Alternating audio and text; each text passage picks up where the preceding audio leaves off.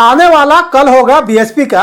अगर इंडिया गठबंधन ने बीएसपी सुप्रीमो बहन मायावती जी को प्रधानमंत्री का चेहरा बना देगा तो ऐसी स्थिति में बीजेपी और पीएम मोदी के लिए खतरे की घंटी होगी।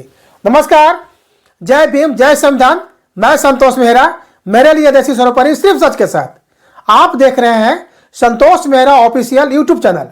वर्तमान में पीएम चेहरा के लेकर चर्चा किया जा रहा है कि प्रधानमंत्री मोदी के समानांतर किसको रखा जाए, लेकिन इंडिया गठबंधन के द्वारा बहुजन समाज पार्टी सुप्रीमो बहन मायावती जी को प्रधानमंत्री चेहरा घोषित कर दिया जाता है तो 2024 में बीजेपी केंद्र में सरकार नहीं बना पाएगी। देश की आधी आबादी चाहता है कि बीएसपी सुप्रीमो बहन मायावती जी प्रधानमंत्री बने। बीएसपी ने अपना कारोबार पूरे देश में प्रखंड और जिला स्तर पर फैला रखा है। उत्तर प्रदेश के बीएसपी के प्रदेश अध्यक्ष विश्वनाथ पाल जी के द्वारा मुजफ्फरनगर में पाल गडेरिया सम्मेलन में सभा को संबोधित करते हुए क्या कहा, आप स्क्रीन पर देख सकते हैं। को भी वोट का अधिकार मिला और इसलिए वोट का अधिकार दिया गया था कि ताकि सभी समाज के लोग जीत करके विधानसभा और लोकसभा जाएंगे और सदन में जाकर के अपने समाज की हित की बात संविधान में लिखी हुई बातों को लागू कराने का काम करेंगे।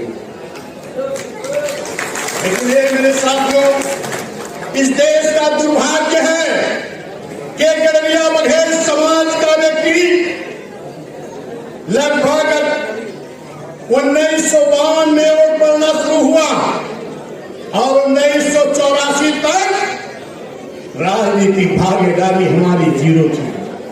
और इतने नहीं कह रहा हूं, गड़बिया समाज के साथ साथ पूरे पिछड़े समाज की राजनीतिक भागीदारी मात्र 1.5 से 2% थी। अब इसकी आबादी 52% है। बिना 52% के बल पर किसी की भी हुकूमत नहीं चल सकती है। हे मेरे साथियों, मैं आपसे बताना चाहता हूं, हमारे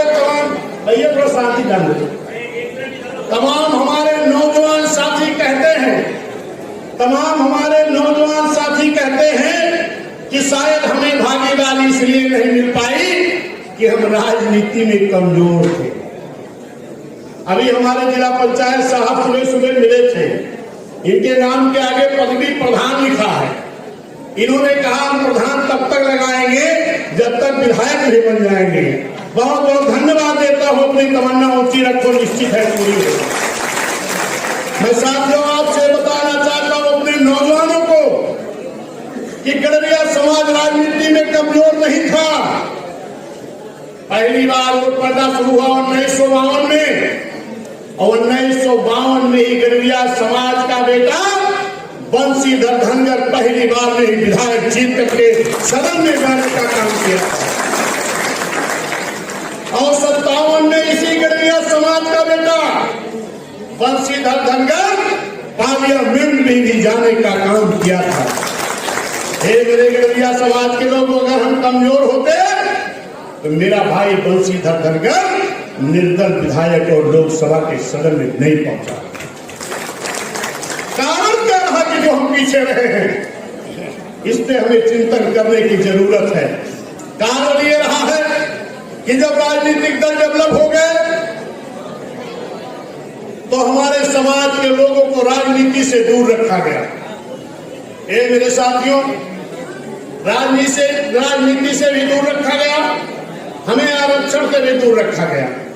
समय तो ज्यादा हो रहा है, लेकिन साथियों 1928 में डॉक्टर बी.आर. अम्बेडकर साहब ने एक साइमन कमीशन इस देश में मंगाने का काम किया था। अब वो साइमन कमीशन मंगाया क्यों गया था? क्योंकि बाबा साहब ने कहा था कि इस देश में दोहरी गुलामी है।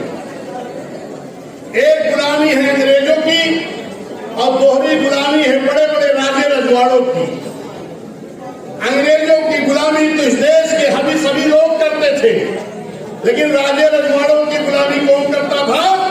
जो आर्थिक रूप से, सामाजिक रूप से, शैक्षिक रूप से हर तरह से पिछड़ा था और उस पिछड़े में हम भी आते थे। Doctor B R. अम्बेडकर साहब ने अंग्रेजों से सिफारिश करके एक साइमन कमीशन मंगाए। और जब साइमन कमीशन आया, और साइमन कमीशन मंगाया क्यों गया? साइमन कमीशन इसलिए मंगाया गया कि जो इस देश में आर्थिक रूप से, सामाजिक रूप से, शैक्षिक रूप से पिछड़े हैं, इनका सर्वे करके इनको आरक्षण दे दिया जाए, ताकि पिछड़े लोग भी अगड़े की बराबरी कर सकें। लेकिन ये मेरे साथियों, जब इस देश में साइमन कमीशन आया, तो जो अगड़े समाज के कुछ लोग थे, जो पिछड़ों को आरक्षण नहीं देना चाहते थे, वो लोग नारा लगाते थे, Simon commission go back, Simon commission वापस जाओ। लेकिन धन्य डॉक्टर B.R. अम्बेडकर साहब, उन्होंने बड़ा प्रयास करके उस साइमन कमीशन को लाए और गांव-गांव सर्वे कराना शुरू किए। और जब सर्वे करने बाबा साहब जाते थे, तो कमेटी के लोग जाते थे, तो बाबा साहब भी जाते थे, क्योंकि बाबा साहब उस कमेटी के सदस्य थे। बाबा साहब जैसे उस गांव से निकल करके आते थे, वैसे जो आपको आरक्षण नहीं देना चाहते थे, वो भी उस गांव में पहुंच जाते थे और कहते थे कि बाबा साहब आए थे क्या? कहीं हाँ आए तो थे। कहीं क्या कह के गए? कहीं बाबा साहब ने कहा कि सूची में नाम दर्ज करा देना, ताकि आपको आरक्षण मिल जाए। उन लोगों ने कहा कि अगर बाबा साहब की बात को मान गए, सूची में नाम दर्ज करा दिए, तो आप SC हो जाओगे, आप ST हो जाओगे, आप छोटी जाति में हो जाओगे। ये मेरे साथियों, जितने लोगों ने उसको बाबा साहब की बात को माना, उनका नाम सूची में दर्ज हो गया। समतल एरिया के लोग सूची में नाम दर्ज कराए, तो अनुसूचित जाति में हो गए। पहाड़ी क्षेत्रों के लोग नाम दर्ज कराए, तो अनुसूचित जनजाति में हो गए। और जो नाम नहीं दर्ज कराए, वो क्या रह गए? सर्वे किसका हो रहा था? जरा ध्यान दीजिए। सर्वे हो रहा था जो आर्थिक, सामाजिक, शैक्षिक, राजनीतिक हर तरह से पिछड़े थे, उनका सर्वे हो रहा था, किसी जाति का नहीं हो रहा था। और जिन लोगों ने उस सूची में नाम दर्ज कराया, वो अनुसूचित जाति हो गए, अनुसूचित जनजाति हो गए। और जो बाबा साहब की बात को नहीं माने, अपने दुश्मनों की बात को माने, वो पिछड़े के पिछड़े रह गए। वही पिछड़े हम भी, वही पिछड़े हम भी हैं। आज लड़ाई लड़ी जा रही हमारी क्या कि हम SC वाली सूची में भी हैं, हम OBC वाली सूची में भी हैं। तो जरा गौर करिएगा, जिन लोगों ने बाबा साहब की बात को मान लिया, वो SC सूची में हो गए, और जो बाबा साहब की बात को नहीं माने, वो पिछड़ी की सूची में रह गए। वो किसी जाति का सर्वे नहीं हो रहा था। इस वीडियो में आप कोई सुझाव देना चाहते हैं तो कमेंट अवश्य करें। आप हमें फेसबुक, ट्विटर एवं इंस्टाग्राम पर भी फॉलो कर सकते हैं। डिस्क्रिप्शन बॉक्स में लिंक दिया हुआ है। वीडियो को लाइक, शेयर एवं सब्सक्राइब जरूर करें। साथ में बेल आइकन का बटन अवश्य दबाएं, ताकि आगे भी मेरा वीडियो देख सके। नमस्कार, जय भीम, जय संविधान। मैं संतोष मेहरा।